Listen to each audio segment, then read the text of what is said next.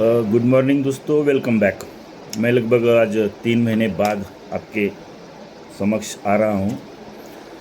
इस दौरान मुझे कुछ शारीरिक समस्याएं थी और मैं लगभग 3 महीने तक वीडियो नहीं बना पाया, लेकिन फाइनली आज सोचा कि चलो आज एक वीडियो बनाते हैं, क्योंकि मैं पिछले लगातार कुछ दिनों से ये कॉकरोच जनता पार्टी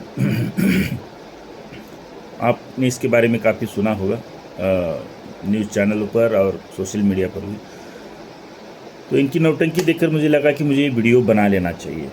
चलिए, अमेरिका से आया हुआ एक लड़का दीपक टिपसे, ये मूलतः महाराष्ट्र के रहने वाला है और ये अमेरिका में ही बैठ के एक पार्टी बना लेता है सोशल मीडिया के थ्रू, और उसके मिलियंस फॉलोअर हो जाते हैं और वो फिर भारत में नीट और जेई की परीक्षा में जो धांधली हो रही है उसके एवज में ये शिक्षा मंत्री धर्मेश प्रधान का इस्तीफा मांगने भारत आ जाता है। आता तो है वो भारत में और एक मोटो लेके आता है, ठीक है, यहाँ की जनजी को भी उकसाता है और जंतर मंतर पर जैसे पहुँच जाता है तो ये धर्मेंद्र प्रधान और ये बाकी सब लोग पीछे छूट जाते हैं। बच्चों का जो मूल समस्या था वो पीछे छूट जाता है, जेई का और नीट का, ये सब यहाँ जो परजीवी पैदा हुए हैं आंदोलनकारी, वो उस आंदोलन को हाईजैक कर लेते हैं। ना ये किसी का इस्तीफा मांगते हैं, ना इनकी मूलभूत सुविधा मतलब क्या चाहिए इनको, बच्चों के लिए क्या चाहिए, ये सब पीछे हट जाते हैं। मात्र 2000 के आसपास लोग जमा हो जाते हैं और फिर हिंदू विरोधी, भारत देश विरोधी, आरएसएस विरोधी, ये सब नारे वहाँ लग जाते हैं, जबकि इनका इस आंदोलन से कोई मतलब ही नहीं था। कई ऐसे लोग थे जो अपने आप को वकील बता रहे थे, लेकिन वो ये नहीं बता पाए कि देश के शिक्षा मंत्री कौन है। कई ऐसे लोग उस दौरान दिखे जो साइंटिस्ट अपने आप को कहते हैं, उनको पता नहीं है भारत का शिक्षा मंत्री कौन है, या फिर नीट का उनको फुल फॉर्म नहीं पता है, जेई का फुल फॉर्म नहीं पता है। तो हमारे जैसे सामान्य लोगों की तो बात ही छोड़ दीजिए। अगर इस तरह के लोग भी आंदोलन कर रहे हैं जिनको नीट और जेई का फुल फॉर्म नहीं पता है, तो फिर ऐसे आंदोलन का क्या महत्व है? ये आंदोलन नहीं हो रहा। ये नेपाल और बांग्लादेश की तरह जनजी को उकसा के देश में जो पहले से ही इस समय पूरे विश्व में खलबली मची हुई है, महंगाई है, अर्थव्यवस्था चौपट हो रही है, और इसी में इस तरह का एक आंदोलन खड़ा करके भारत को और तकलीफ में पहुंचाने वाला काम है। इसके पीछे वही विदेशी हाथ है, वही विदेशी फंडिंग है, व्यवस्था है, जो भारत को सेटल डाउन नहीं होने देना चाहता। किसी तरीके से भारत इस अर्थव्यवस्था से या इस युद्ध के माहौल से बाहर निकलने की कोशिश हो रही है, लेकिन ये जेनजी को आगे करके जेनजी के नाम पर इस तरह का उत्पात मचा रहे हैं।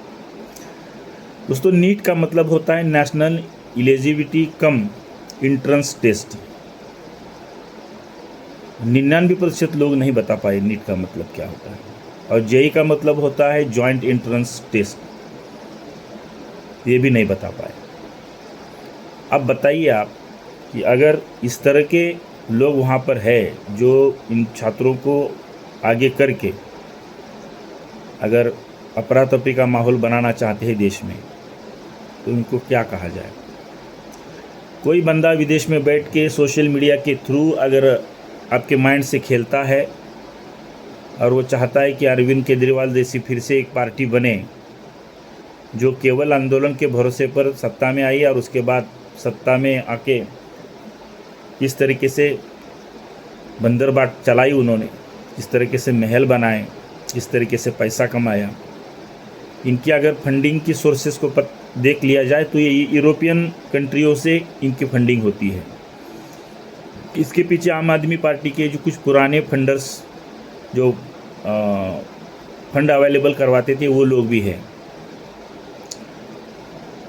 और बेहद आसान है भारत के लोगों को इस चक्रव्यूह में फंसा लेना कि हमारे पास इतने फॉलोअर्स है। अगर आपके पास मिलियंस फॉलोअर्स है तो उस दिन केवल 2000 लोग ही क्यों आए? दूसरी बात, आप आए थे तो शिक्षा मंत्री का इस्तीफा मांगने, उसके एवज में एक शब्द आप क्यों नहीं बोले? बिल्कुल, सरकार जहाँ गलत है वहाँ गलत है, उसका गलत कहना ज़रूरी है, लेकिन हमारे लोकतंत्र में एक नियम ये भी है, अगर सरकार आपकी काम करने लायक है नहीं तो उसको चुनाव में उखाड़ फेंकिए। चुनाव में तो बीजेपी जीतती जा रही है और आप विरोध इस तरीके से कर रहे हो। नैतिकता किसी भी राजनेता के पास बची नहीं है, वो बीजेपी के लोगों के पास भी नहीं बची है। नैतिक तौर पर शिक्षा मंत्री को इस्तीफा दे देना चाहिए था। अगर आप इस सिस्टम को नहीं हैंडल कर पा रहे हैं, बच्चों का नुकसान हो रहा है, अगर आप बच्चों के भविष्य के साथ खेल रहे हैं, तो नैतिक आधार पर आपको इस्तीफा दे देना चाहिए था और प्रधानमंत्री जी से कह देना चाहिए था कि भैया ये ले लीजिए, मुझसे ये काम नहीं हो पा रहा, सही से मैं नहीं कर पा रहा हूँ, आप किसी और को यहाँ लाइए। लेकिन वो कर नहीं पाए। उसका विरोध करने का तरीका, आप धरना प्रदर्शन करते, वहाँ शिक्षा मंत्री का इस्तीफा मांगते, तो आज 2000 जुड़े थे, कल 20,000 जुड़ते, हो सकता है 20 लाख भी जुड़ जाते। लेकिन आप वहाँ जाके फिर हिंदू विरोधी बातें करो, आरएसएस को गाली दो, बीजेपी को गाली दो, उससे कोई नहीं फर्क पड़ने वाला, क्योंकि जितने आपके फॉलोअर्स हैं उसके दूसरे नंबर पर बीजेपी के फॉलोअर्स बैठे हुए हैं और वो कोर फॉलोअर्स है, हार्ड कोर एकदम। ये विपक्ष पार्टियां हैं, उसमें से कोई नेता क्यों नहीं अनशन पर बैठ रहा? आप विपक्ष में हो, आपको सत्ता चाहिए, तो ये बेहतरीन मुद्दा था बच्चों का। ये जिस तरीके से एग्ज़ाम में गवर्नमेंट एग्ज़ाम कराने में नाकाम हो रही है, इसका मुद्दा बहुत बेहतरीन मुद्दा था। विपक्ष पार्टियों को इसको उठा लेना चाहिए था और बाकायदा आंदोलन करते। आप शिक्षा मंत्री के इस्तीफा से कुछ कम नहीं ये मांग करते तो समझ में आता, लोग भी आपको सपोर्ट करते। लेकिन ये पार्टियां अब ये कॉकरोच पार्टी के कुछ लोग हैं, उनके पीछे खड़े होकर अपनी राजनीतिक रोटियां सेक रहे हैं। और ये दीपक टिपके जैसे लोगों से मैं क्या कहूँ, टिप से वो आप बच्चों का मदद करने नहीं आई हो, ये आप आए हो अपना कैरियर बनाने के लिए। अमेरिका में आप शायद कुछ कर नहीं पाए होंगे तो सोचे चलो भारत के लोग चूतिया है, यही जाएंगे हम अपना राजनीतिक फिर से एक बार आम आदमी पार्टी की तरह कोई पार्टी बनाएंगे और यहाँ बैठ जाएंगे। मुझे हैरानी होती है, वहाँ पर जितने लोग आए हुए थे वो लोग सादे सादे प्रश्नों का उत्तर नहीं दे पाए। कोई बीए पास किया हुआ है, वो नीट और जेईई के लिए वहाँ खड़ा है और उसका फुल फॉर्म उसको नहीं पता है। ये किस तरह की राजनीतिक षड्यंत्र हो रहा है भारत में? जिनको इस मुद्दे को उठाना चाहिए था, पुरजोर तरीके से उठाना चाहिए था, वो कहीं पीछे बैठे हुए हैं। तो केवल बाहर से सपोर्ट करें, हाँ ये ठीक है, ये ऐसा होना चाहिए था, वैसा होना चाहिए था। आप अपना राजनीतिक काम कब करोगे? आप अगर विरोध नहीं करोगे, अगर आपको इतनी ही देश की बच्चों की भविष्य की चिंता है, तो आपने धरना प्रदर्शन क्यों नहीं किया? आप क्यों नहीं जंतर मंतर पर बैठे? इंडिया इतना बड़ा गठबंधन है आपका, 24-25 पार्टियां हैं आपकी, सब मिला के बैठ जाते सब लोग जंतर मंतर पर।